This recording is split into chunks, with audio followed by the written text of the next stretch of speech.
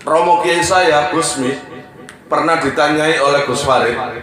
Beliau itu adalah teman perjalanannya Gusmi, keluarga dari Romo Kiai siapa itu? Sedik, Romo Kiai Sedik Jember. Nah, Gus, jenengan itu kalau setiap hari di diskotik, lalu banyak cewek-cewek yang mendekat ke sampean, bahkan ada yang masuk ke kamar sampean.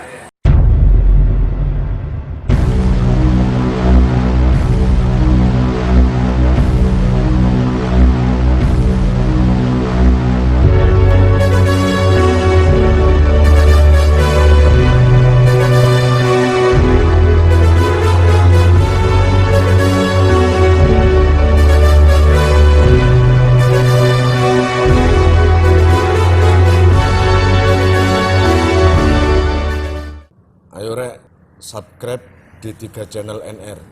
NR keren untuk berkisah, NR kita untuk ngaji kitab kuning, NR Sejaningsun untuk refreshing. Link channel ada di deskripsi di bawah video ini. Oke, monggo di subscribe. Jangan request dan jangan sakit hati, iri dan dengki dengan meng-unlike video ini. Nyantai saja. Ayo subscribe biar perolehan subscribe-nya lebih banyak, makin luas, makin menyebar, dan saya semangat untuk mengupload video-video baru dan berkisah yang lain. Oke.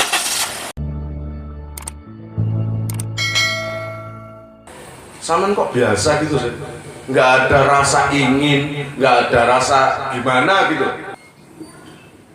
Kata Gusmi gimana? Lah gimana wong saya setiap ada perempuan di depan saya, yang terlihat bukan perempuan, yang terlihat adalah apa? Seonggok daging yang membungkus daging, membungkus tulang, dan wajahnya seperti tengkorak. Syahwat dari mana? Sehingga sampai yang namanya Kiai Hamid, beliau ngomong sendiri, Yai, bagaimana menurut panjenengan tentang Gusmi? Langsung beliau jawab, saya jika dikasih derajat Allah seperti derajat Gusmi, insya Allah saya gak kuat. Gusmi itu orang luar biasa, Gusmi itu orang pilihan, Gusmi itu orang istimewa. Makanya Allah menciptakan Gusmi di jalurnya yang orang lain gak kuat jika dikasih jalur seperti Gusmi. Orang aneh tapi luar biasa gitu ya.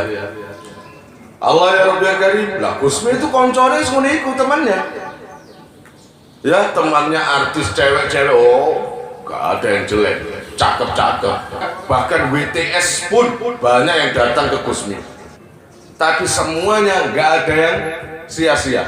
Semua artis, semua WTS berakhir dengan taubat. Paham? Berakhir dengan taubat. Sering nyeleneh.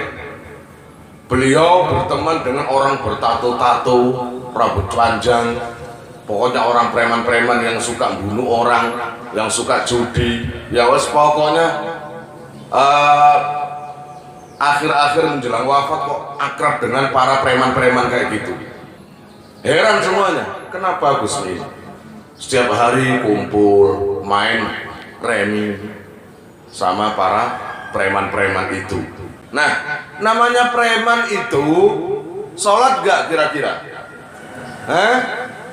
Kebanyakan ya, kebanyakan namanya preman itu jarang sholat.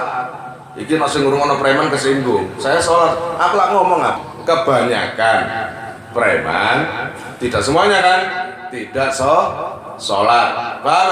Dan itu diakrabi dengan Gusmi. Main teki bareng, main domino bareng, main obyoan bareng, pokoknya main terus sama Gusmi. Nah hebatnya, tengah-tengah judi kalau waktu duhur, aku tak sholat di sini. Itu loh hebatnya Gusmi. Aku tak sholat di sini, tunggu yo, nggak sholat dia. Gusmi menghilang sebentar, sholat, gitu loh.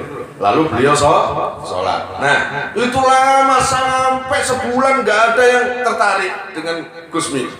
Lama-lama ketika main malam-malam atau siang, Pak, saya ini waktunya sholat isya, saya tak sholat dulu ya. Nah, karena Gusmi pakaiannya juga pakai kacamata hitam, pakai jaket, wah model preman ya.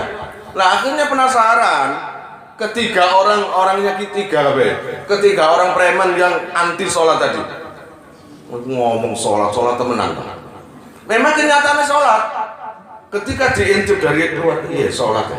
Nah besoknya tengah-tengah main, aku tak sholat ya. Nah, aku tak ikut. Satu orang beneran, ya saya ikut. Ya apa sih rasanya sholat? Akhirnya ikut. Satu orang berjamaah diimami Gusmi. Lama akhirnya 3 orang itu ikut berjamaah setiap hari, setiap dengan Gusmi berjamaah sampai itu terjadi berbulan-bulan. Akhirnya ketika dan terjadi berbulan-bulan, berarti orang 3 ini sudah merasakan nikmatnya berjamaah. Walhasil ketika suatu hari Gusmi ditunggu nggak datang. Kemana ini? Ya, celukan itu Bos Jack. Celuk deh, nangdi. Kemana Bos Jack? Kemana Bos Jack itu setiap hari nggak datang? Merasa sepi 3 orang ini. Berbulan-bulan Gusmi nggak ada. Akhirnya orang itu sholat sendiri berjamaah ngawur. Yang penting sholat berjamaah. Nah, suatu ketika ada jual koran. Beliau lihat koran itu apa isinya. Di situ halaman utama telah wafat Gusmi, pengasuh pondok pesantren Al-Falah Ploso Mojo Kediri.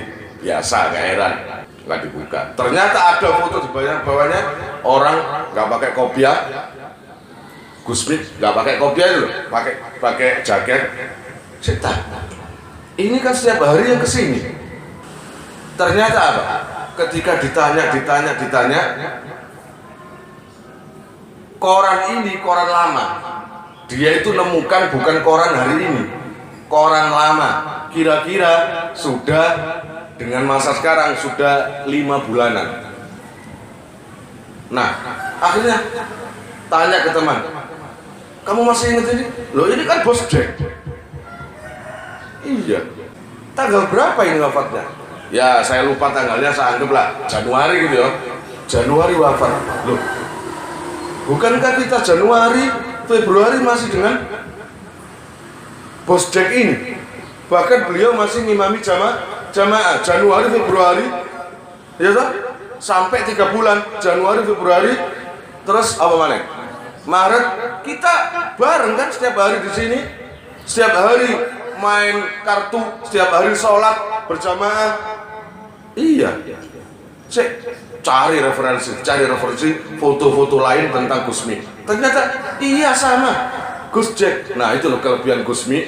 Ketika beliau sudah wafat, masih diperkenankan Allah Ta'ala untuk membimbing orang lain. Itu orang luar biasa. Iya bangga. Itu loh orang biasa kayak gitu itu. Sama dengan Rasulullah, walaupun sudah wafat, tapi beliau masih membimbing orang-orang yang masih hidup, yang dikehendaki Allah. Iya bangga? Itu. Jadi artinya tadi cerita tadi apa? Walaupun Gusmi sudah wafat, tapi beliau bisa mentaubatkan ketiga preman yang anti sholat. Akhirnya menjadi ketagihan sholat. Nah dari itu sekarang ketiga orang tadi di Jakarta sana, daerah Tebet, kemudian daerah Kuningan dan daerah Pemane itu sekarang sudah menjadi orang baik-baik, pengusaha baik-baik, ya enggak? Dan ada satu yang mempunyai yayasan yatim piatu, dan yang satunya dia nggak bisa ngaji tapi membuka pesantren hafal Al-Quran. Yang 3 menjadi panitia apa? Jantiko. Ngerti Jantiko? Dzikrul Ghafilin. Jadi kalau ada Dzikrul Ghafilin di Jakarta, biasanya orang itu yang selalu ngurusi. Nggak cocok dulunya, nggak pernah sholat, preman, suka bunuh orang. Sekarang sudah ditaubatkan dengan Gusmi dan diterima oleh Allah Subhanahu wa Ta'ala. Jangan meremehkan orang kayak gitu-gitu, paham nggak? Kalian jika mau nomor HP kalian tak simpan di memori HP saya, SMS aja ke nomor saya dengan mengetik nama asal itu aja. Nanti saya save. Lalu nanti akan terhubung ke WA saya. Insya Allah akan ada pemberitahuan perkembangan tentang NR atau ada video baru atau apa. Biasanya saya umumkan di status WhatsApp ya. Buat para donatur, saya sangat terima kasih. Insya Allah barokahnya, manfaatnya akan sampai pada kalian dan menjadi jariah nanti. Dan akan lestari terus sampai kalian meninggal itu nanti. Jangan khawatir, nama kalian tidak akan saya lupakan.